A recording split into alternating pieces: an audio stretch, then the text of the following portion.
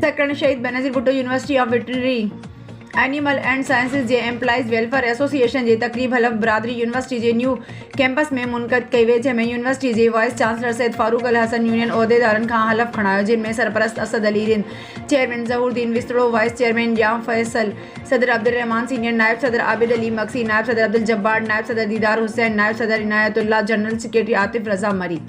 Joint secretary Shakir Ali Khanzada, खजानची Ali Nawaz Panwar, deputy खजानची Nasir Ali Khokhar, information secretary Qamardin Rajpar ऐं प्रेस सेक्रेटरी राव वक़ार शामिल आहिनि, जिन हलफ दौरान वन वर्जायो त हू यूनिवर्सिटी में मुलाज़मनि जी बहितरी लाइ पाण पतोड़ींदा। हलफ बरादरी तकरीब में सिंध जे मुख़्तलिफ़ यूनिवर्सिटियुनि जे यूनियन सदरनि शिरकत कई, जिन में मेहरान यूनिवर्सिटी जो अली मोहम्मद शोरो, सिंध यूनिवर्सिटी जो मोहम्मद अली घांगरो, क़ाइद अवाम यूनिवर्सिटी जो शकील अहमद चांडियो,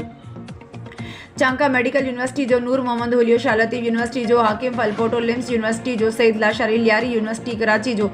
शब्बीर अहमद सो, शहीद बेनज़ीर भुट्टो यूनिवर्सिटी जो साजिद दायरी समेत शहीद अल्लाह बख्श यूनिवर्सिटी ऐं ज़री यूनिवर्सिटी टंडो जाम जा उहदेदार शरीक हुआ। उन मौक़े ते वाइस चांसलर प्रोफेसर